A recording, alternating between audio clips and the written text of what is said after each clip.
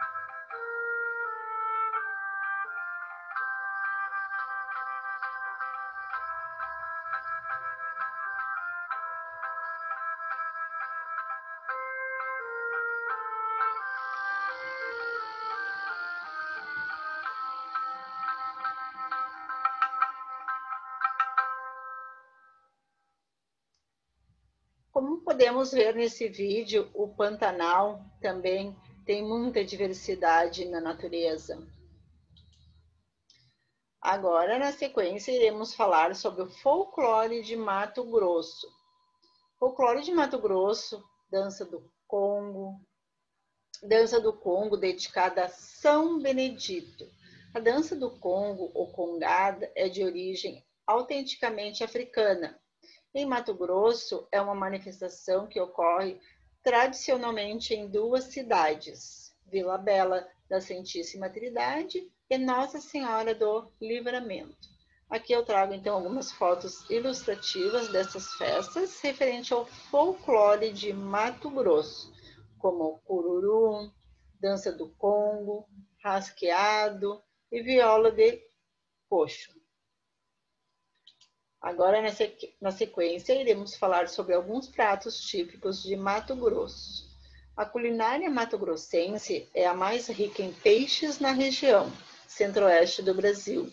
Usa o pacu, a piraputanga, a pacupeba, piabuçu, curimbatá e o jaú, entre outros. Os mato-grossenses preparam diversos pratos abusando da pimenta malagueta.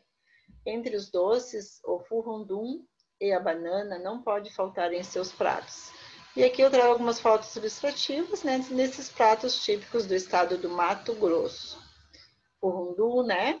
Mojica de pintado, Maria Isabel e farofa de banana. Na sequência, iremos falar algumas características dos pontos históricos de Mato Grosso. Para você ter uma ideia, somente o Mato Grosso conserva 3 biomas: Amazônia, Cerrado e Pantanal. Trata-se do único estado a ter esse privilégio, por isso, você deve considerar incluí-lo em seu roteiro de férias e se surpreender com os pontos turísticos de Mato Grosso. São muitos os motivos que fazem dessa parte do Brasil uma região especial. Então, aqui eu tenho algumas fotos ilustrativas desses lugares históricos, como a Chapada dos Guimarães, o Pantanal e o Circuito das Cavernas. Agora, na sequência, nós iremos falar características do estado de Goiás. Capital, Goiânia. A história de Goiânia está muito ligada aos engenhos da região. Os goianenses participaram ativamente da Batalha das Heroínas de Tejucopapo, em 1646, da Revolução Pernambucana, em 1817, da Confederação do Equador, em 1824, e da Revolução Goianense, em 1825. A Vila Operária de Goiânia é considerada a primeira do seu tipo na América Latina. Agora, na sequência, eu irei compartilhar com vocês um vídeo com algumas características de Goiás. Todos os caminhos trazem você a Goiás, porque nosso estado fica no coração do Brasil.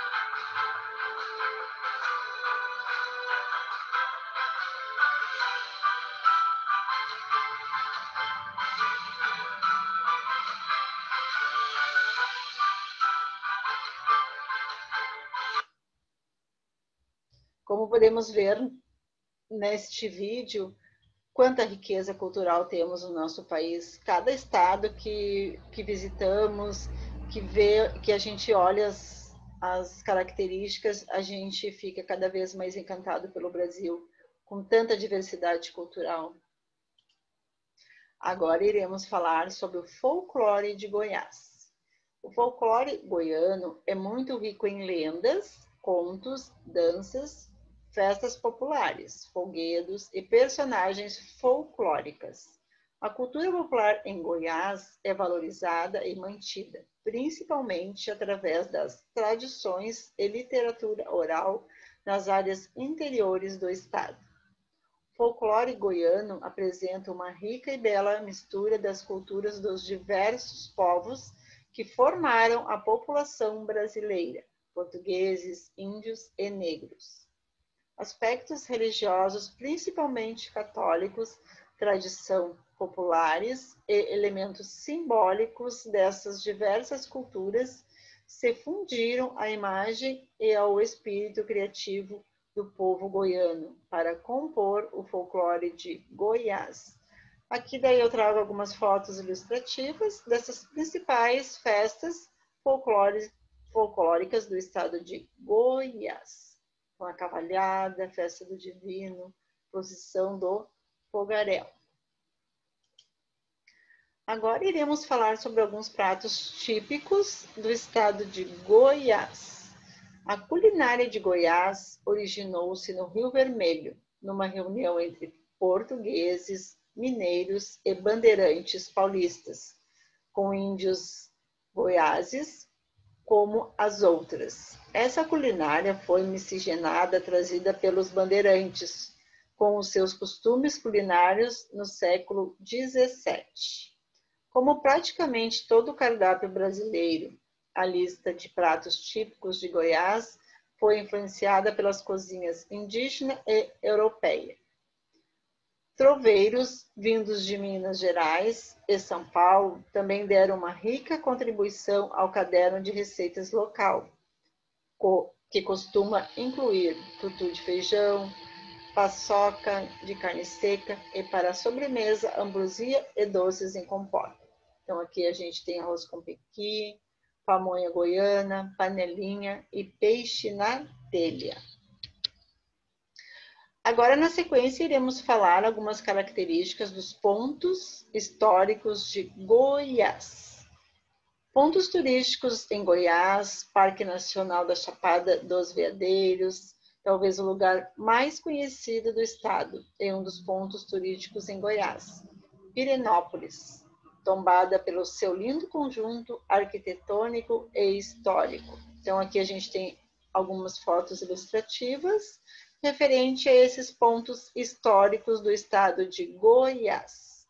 Então, é o Parque Nacional da Chapada dos Veadeiros, Pirenópolis, Cavalcante, Igreja Nossa Senhora da Boa Morte. Agora, na sequência, nós iremos falar sobre o estado do Distrito Federal, capital, Brasília. Então, a construção e a inauguração de Brasília em 1960 como capital federal foi um dos marcos deixados na história do Brasil pelo governo Juscelino Kubitschek em 1956 a 1960. Essa mudança, visando um projeto específico, buscava ampliar a integração nacional, mas JK, no entanto, não foi o primeiro a propô-la. Assim como Goiás, nem sempre foi o lugar projetado para essa experiência. Mauro Borges, Juscelino Kubitschek e Pedro Ludovico Teixeira, na cidade de Goiânia, em 1961. Agora eu irei compartilhar com vocês alguns momentos históricos na construção da nossa capital, Brasília.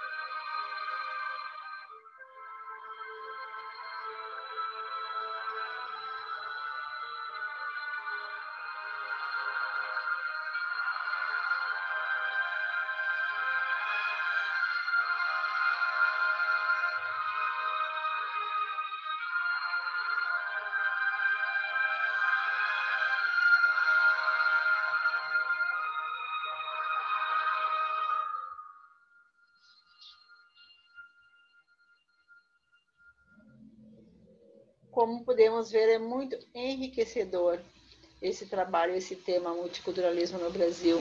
A diversidade cultural é grande, é muito enriquecedora para o nosso aprendizado. Então, aqui o Distrito Federal, aqui eu tenho algumas fotos ilustrativas de alguns pontos históricos da cidade, né? Praça dos Três Poderes, Catedral Metropolitana de Brasília, Casa do Cantador. Então, a cultura de Brasília se confunde com a própria cidade, já que ela é patrimônio cultural da humanidade. São 112,25 quilômetros quadrados de área tombada e o único bem contemporâneo a receber esta distinção. Então, nela estão monumentos e edifícios que são marco da arquitetura e urbanismos modernos. Brasília foi inscrita na lista da Organização das Nações Unidas para a Educação, a Ciência e a Cultura, UNESCO, em 7 de dezembro de 1987. Estes lugares são reconhecidos como patrimônio de todo o mundo, independente do território onde estejam. O objetivo é a sua preservação para as futuras gerações. Ela foi reconhecida como patrimônio por conta de sua concepção modernista, baseada nas ideias de Lúcio Costa, que integravam a escola monumental dos grandes espaços e construções, a intenção bucólica de convivência ao redor das áreas verdes. Oscar Niemeyer projetou grandes monumentos que se integram ao plano urbanístico com o melhor da expressão arquitetônica integrada à arte. Então, multiculturalismo é uma cultura, é educação, ela está em toda parte. A diversidade cultural nos agregando cada vez ao mundo, né, mostrando para o mundo como nós temos uma diversidade cultural diversa. Agora iremos falar sobre o folclore do Distrito Federal. E aqui eu trago algumas fotos ilustrativas dessas festas folclóricas do Distrito Federal. O folclore de Brasília é algo único, tanto em conteúdo como em criação. Normalmente, as culturas folclóricas surgem a partir de um processo de séculos de existência.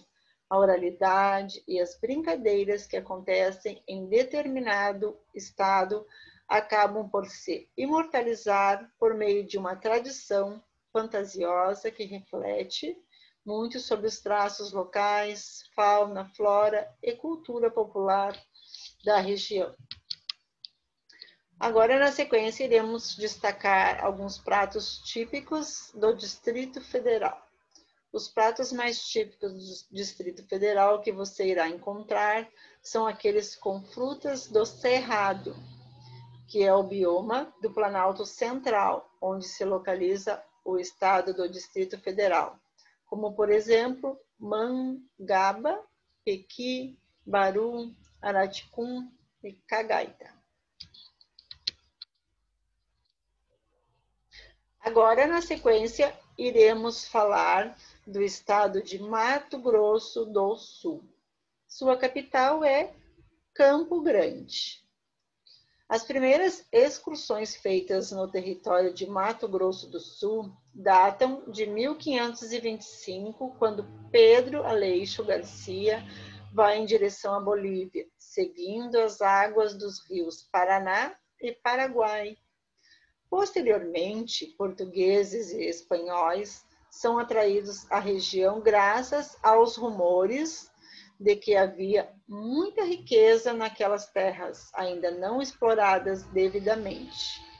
A economia do estado começa a melhorar com a implantação de estradas de ferro e telégrafos, época em que começam a chegar seringueiros, pessoas que cultivaram erva mate e criadores de gado. Em 1977, o Mato Grosso é desmembrado em 2 estados, Mato Grosso e Mato Grosso do Sul.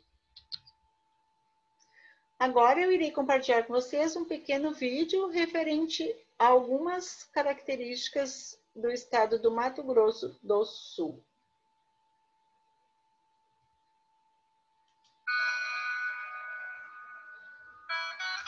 Aqui a natureza dita o tempo: chuva, seca, amanhecer, entardecer, eternizar. Dia após dia, a vida passada em gerações. Assim é o homem pantaneiro, espírito livre, coração inundado de beleza e simplicidade. No ritmo do trote, do laço, da prosa. No Pantanal, o jeito de viver também é beleza natural. Mato Grosso do Sul, você, o seu.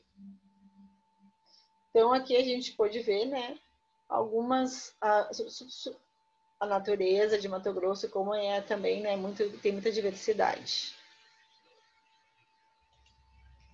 Agora, na sequência, iremos falar sobre algumas características do folclore do Mato Grosso do Sul. Então, a música típica de Mato Grosso do Sul é o conjunto de manifestações musicais desenvolvidas pela população sul-mato-grossense. A música tradicional estadual é uma mistura de várias contribuições das muitas migrações ocorridas em seu território. Com trajes típicos e bota no pé, bora conhecer um pouco das danças folclóricas em Mato Grosso do Sul, que dividimos em 3 regiões.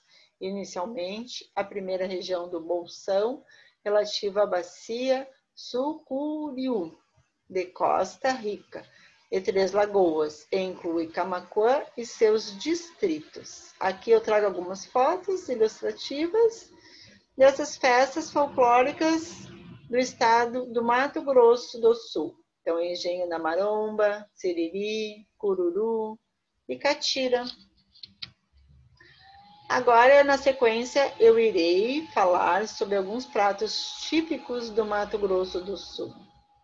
Até o ano de 1979, ele fazia parte do território de Mato Grosso e, após a separação, manteve boa parte de sua cultura muito parecida com a do estado vizinho, inclusive a culinária.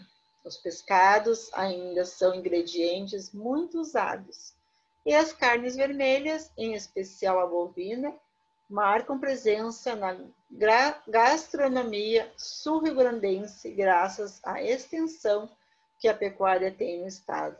Aqui eu trago então algumas fotos, né, ilustrativas desses pratos típicos do Mato Grosso do Sul, como tererê, pacu assado recheado com farofa, carne de jacaré, chipa e caldo de piranha. Agora iremos falar sobre alguns pontos históricos do estado do Mato Grosso do Sul.